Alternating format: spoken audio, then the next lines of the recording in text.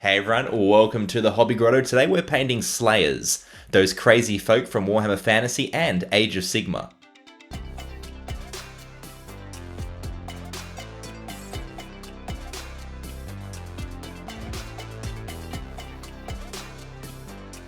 I'm starting here with an overbrush of Rhinox hide over the whole model to establish a nice brown base. Because it's such a dark brown, the Rhinox hide can also be used to fix up any areas of missed undercoat. An overbrush is just a more thorough dry brush. You're leaving a bit more paint on the brush and getting better coverage, while still leaving that black undercoat in the deepest shading. Once that's all done, I'm coming back over the whole model with a dry brush of Doombull brown.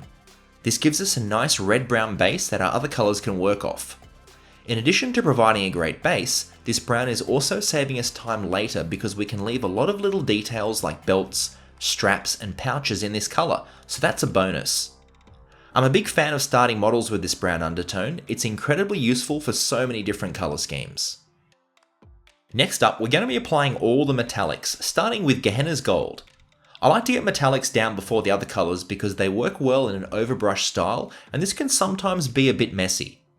The gold you use really doesn't matter too much. I think Gehenna's gold strikes a nice balance between yellow and red tones, but there are plenty of great ones out there. It's going to be up to you how much gold versus silver you apply to the metallics. I generally like to use more silver on rank and file miniatures, and more gold on leaders and other characters. Once the gold is sorted, it's time to finish the rest of the metallics with silver. I'm a big fan of Iron Warriors. It's a nice dark silver that creates contrast and takes well to highlights. If you're still working out your colour scheme, it can be useful to paint the gold and silver in tandem. That way, you can get the balance of colours right, and see visually if you need to add more gold or more silver to make the colour scheme work. And hey, nothing wrong with going for all gold or all silver either. It's all going to depend on the vibe, you know?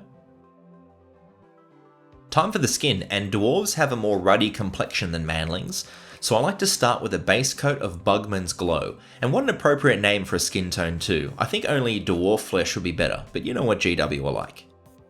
It's always important with flesh paints to keep them nice and thin, preferably watered down on a wet palette. I mean, this is true for all paints, but skin colours almost seem to be universally thicker paints. Must be something to do with the pigments. Perhaps someone knows the science of it and can let me know in the comments. Don't worry about trying to get it real consistent on the first pass. You're probably going to need to do 2 coats here. The most iconic part of Slayers is of course the hair, and we're giving this a base coat of Mephiston red to set the tone. No matter how orange you want your Slayer hair to be, a nice bright red is a great place to start.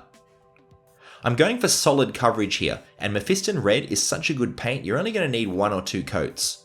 Because hair is so highly textured, you can leave some black in the deepest shading to create more depth, but the wash we're going to be applying later will sort a lot of this out anyway, so you don't have to worry too much. I'm also adding a bit of red to the base of the flames to get them started. You want to keep this in the lower quarter of the model to get a nice transition, but more on that later.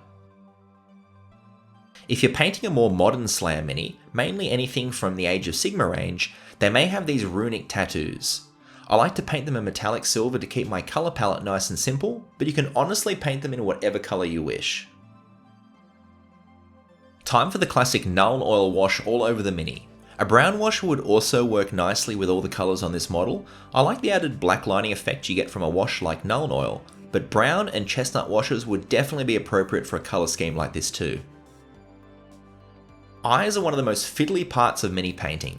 I like to get them out of the way first up after the wash is dried, but nothing wrong with skipping this step entirely if you're going for more of a table ready look. When it comes to painting miniatures, eyes are definitely optional. There's a lot of skin on this model, so it's going to be one of the more time-consuming processes, but we're first applying the base coat again while leaving all that wash in the recesses for shading. This layer is going to brighten up the skin and make it all more consistent, while also helping to build those shadows. I do find that Bugman's Glow has good coverage for a flesh paint, but I'm also keeping these layers nice and thin so we don't run the risk of messing up any details. The last thing you want is to get thick bumpy paint on focal areas like this.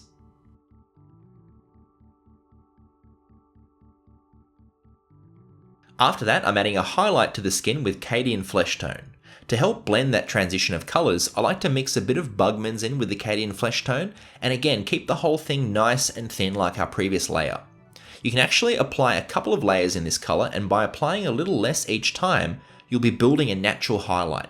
This is a great way to use the translucency of paint to your advantage. You can even mix in a bit of white with the Fleshtone for some final extreme highlights. I don't find this too necessary on most miniatures, but you might want to add that extra bit of detail to faces and other focal points. It's great for characters. Back to that iconic Slayer hair, the first layer is Mephiston red to brighten everything back up again after the wash. You want to work with the sculpted texture here, and paint along the strands while maintaining that shading established by the wash. If you ever feel like you've filled in the lines of the hair too much, it's really easy to just apply some more wash and bring back that shading.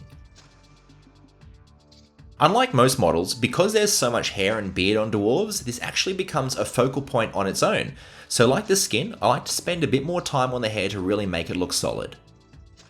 You know, it's great to be back painting dwarves again. The very first video I ever put up on the Hobby Grotto was a dwarf, a Kharadron overlord to be precise, and they're just such an iconic part of Warhammer, particularly Slayers.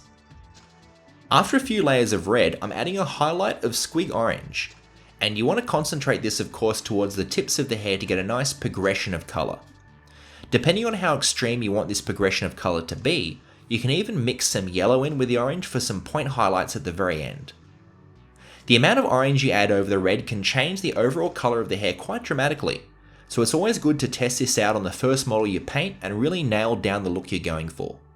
I'm a big fan of test minis, they're very helpful.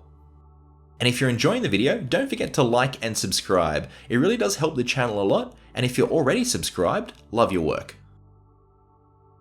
I think the perfect way to highlight gold is just to mix a little bit of silver in with your base coat. This creates a nice pale highlight that doesn't desaturate the gold too much. On larger areas, you can carefully dry brush this on to work with the texture of the mini. Pure silver highlights also work really well on gold, depending on how sharp the detail is. I also sometimes add a highlight to prominent silver areas with Ironbreaker, which is a lighter silver than Iron Warrior's base, but of course with metallic paints having a shine to them, you don't really need to highlight them at all. I just think it's a nice touch. Sometimes these models feature sculpted fire, and to create that effect, I'm adding some more Mephiston red to the base of the flames to boost the saturation. This area already had some Nuln oil from earlier, which helps not just with the shading, but with the blend of colours. Because flames go from light to dark, I like to brighten up the base of the fire even more with some orange. You can stipple this on to create more of a fire effect, just keep it lower than the red so you get that blend of colour. You can even add some yellow to it to make it super bright. Depending on the amount of smoke, you can also add some grey to the tips. If you feel like the blend could be stronger, you can also stipple in some black over the red at the transition. Just keep this light because black is a strong colour and it's easy to get carried away. A glorious Slayer, done and done. Thanks for watching everyone, why don't you check out some of these other videos, and we'll see you next time on the Hobby Grotto.